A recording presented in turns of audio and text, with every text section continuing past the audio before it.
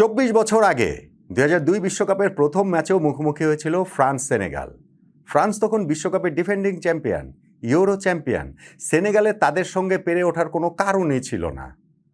অথচ আমার এক বড় ভাই ইউনিভার্সিটির ইভান ভাই, তিনি আমার সঙ্গে বাজি লাগলেন যে সেনেগাল এই ম্যাচে ফ্রান্সকে হারিয়ে দেবে। ৫০০ টাকা বাজি। বলাই বাহুল্য, এল হাজি দিউফের গোলে সেনেগাল ঠিকই ম্যাচটা জিতে যায়। আমি বাজিটা হেরে যাই, যদিও সেই টাকাটা তাকে আর দেইনি। আজকে এই ২ যুগ পর আবার যখন ফ্রান্স সেনেগাল মুখোমুখি, আমরা একসঙ্গে বসেই খেলাটা দেখলাম। ওই বাজিতে যে তিনি জিতেছিলেন ইভান ভাই ৫০০ টাকা, সেইটা এখনকার মূল্য মানে মুদ্রা মানে বেড়ে অনেক হয়ে গেছে সেই দাবি করলেন।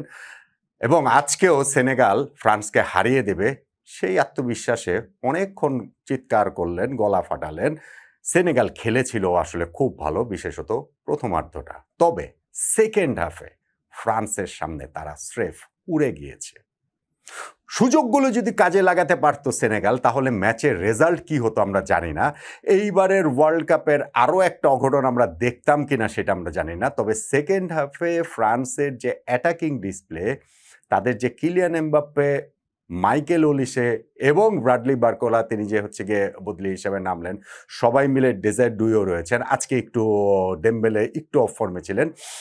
তারা যেই ডিসপ্লেটা দিলেন সেইটা টুর্নামেন্টের শিরোপা প্রত্যাশী অন্যান্য দলগুলোর জন্য কিন্তু একটা সতর্কবার্তা দিয়ে দিল। এই ফ্রান্স বিশ্বকাপ জয়ের জন্য তারা প্রথম ম্যাচেই সেনেগালের বিপক্ষে স্পেশালি সেকেন্ড হাফের ওই বোল্ড ডিসপ্লেতে নিজেদের সামর্থ্যের জানানটা দিয়ে দিল। কিলিয়ান এমবাপ্পে এই ম্যাচটাতে ইতিহাস গড়লেন। বিশ্বকাপের সঙ্গে এমবাপ্পের প্রেমের গল্পটা চলছেই। এটা যেন একটা নেভার এন্ডিং লাভ স্টোরি। ২০১৮ বিশ্বকাপে আমরা দেখেছি তরুণ হিসাবে এসে কিভাবে তিনি বিশ্বজয় করেছেন। আক্ষরিক অর্থেই ফ্রান্সের বিশ্বজয়ে কতটা তিনি ইম্প্যাক্ট রেখেছিলেন। ২০২২ বিশ্বকাপের সর্বস্ব দিয়ে চেষ্টা করেও পারেননি একটুর জন্য লিওনেল মেসির আর্জেন্টিনার কাছে ফাইনালে হেরে গেছেন, যেই ফাইনালটাতে তিনি হ্যাটট্রিক পর্যন্ত করেছিলেন, টুর্নামেন্টে সর্বোচ্চ গোলদাতার গোল্ডেন বুটও জিতেছিলেন। আর এইবার যখন এই ম্যাচটা শুরু করলেন, তখন প্রথম ম্যাচটাতেই এই বিশ্বকাপে ২টো গোল তিনি করে ফেললেন। তাতে হলো কি, বিশ্বকাপে কিলিয়ান এমবাপ্পের গোল ছিল ১২টা। প্রথম গোল আজকে করাতে ১৩ গোল নিয়ে পেলেকে ছাড়িয়ে মেসির পাশে বসলেন। তারপরে সেকেন্ড গোলটা করে ১৪ গোল তার হয়ে গেল। বিশ্বকাপে সর্বোচ্চ গোলদাতা যে জার্মানির মিরোস্লাভ ক্লোজা, ১৬ গোল নিয়ে, তার রেকর্ডটা ভেঙে যাওয়াটা কেবলই সময়ের ব্যাপার। অবশ্য ক্লোজার রেকর্ডটা এবার এমনিতেই ভাঙতো, কেননা এমবাপ্পের ১২ গোল নিয়ে শুরু করেছেন, মেসি ১৩ গোল নিয়ে শুরু করেছেন। ওই ১৬ গোলের রেকর্ড কি আর ক্লোজার থাকবে নাকি? কিন্তু এমবাপ্পে তার নিজের পারফরমেন্সও আসলে একটাই স্টেটমেন্ট খুব ভালো করে দিয়ে দিলেন।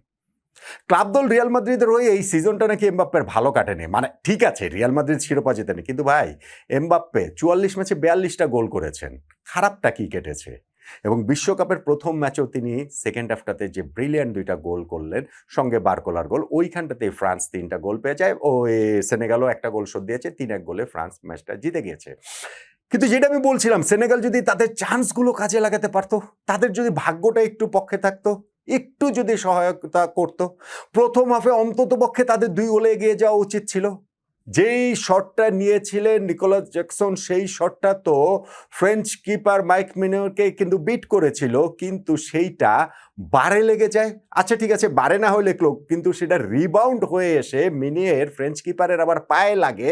সেই পায়ে লাগার পরও তো রিবাউন্ড হয়ে গোলে ঢুকে যেতে পারতো, জালে ঢুকে যেতে পারতো। ওইটা একটুর জন্য পোস্ট ঘেঁষে বেরিয়ে চলে গিয়ে কর্নার দিয়ে দিল। এইটা একটুখানি দুর্ভাগ্যের জায়গা ছিল সেনেগালের।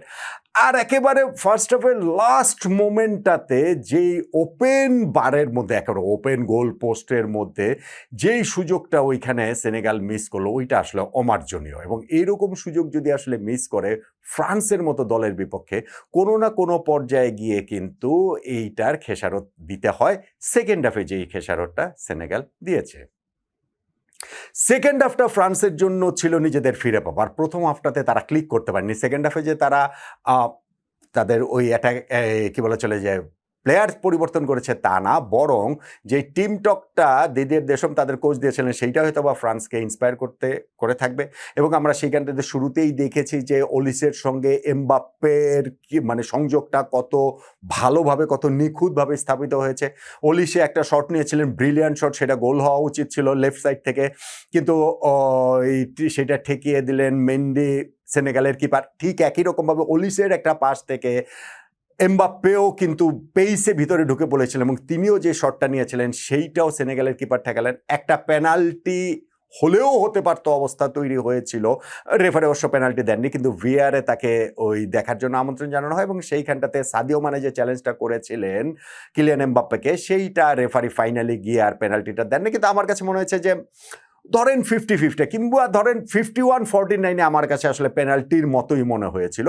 রেফারি এই ডিসিশনটা দিয়েছেন যে ফাইনালে গিয়ে ওইটা পেনাল্টি হয়নি। কিন্তু ফ্রান্স সেকেন্ড হাফের শুরু থেকেই তারা বুঝিয়ে দিচ্ছিল যে গোলটা তারা পাওয়ার জন্য কতটা মরিয়া, এবং সেই গোলটা তারা পেয়ে যায় ব্রিলিয়ান্ট একটা টিম মুভে। ওই গোলটা তারা পেয়ে গিয়েছে এবং সেইখানটাতে গোলটাতে যেই পাসটা ধরেছিলেন ওইখানে মাইকেল ওলিসে, তিনি বলটা নিয়ে নিজেদের হাফের মানে ওই সেনেগালের হাফের ওই জায়গাটাতে জুলস কুন্ডের সঙ্গে একটা 1-2 করলেন। 1-2 করার পর সেনেগালের পুরো ডিফেন্স ছেড়ে একটা থ্রু বল দিলেন এবং সেই অ্যান্টিসিপেশনটা, রানটাও ছিল খুবই পারফেক্ট কিলিয়ান এমবাপ্পের, এবং ফার্স্ট টাইম যেই শটটা তিনি মাঠে ঘেঁষা করলেন সেটা অ্যাক্রস গিয়ে সেনেগালের কিপারকে বিট করে জালে চলে যায়। লিডটা পেয়ে গেল ফ্রান্স। অবশ্য তারপর মুহূর্তেই সেনেগাল সমতা ফিরিয়েছে বলে তারা ভেবেছিল এইবার একটা দারুণ বুলেট গতির শটে বলটা জালে জড়িয়ে দিয়েছিলেন জ্যাকসন, তবে দেখা গেছে যে তিনি অফসাইড, ফলে ওইটা আর হয়নি।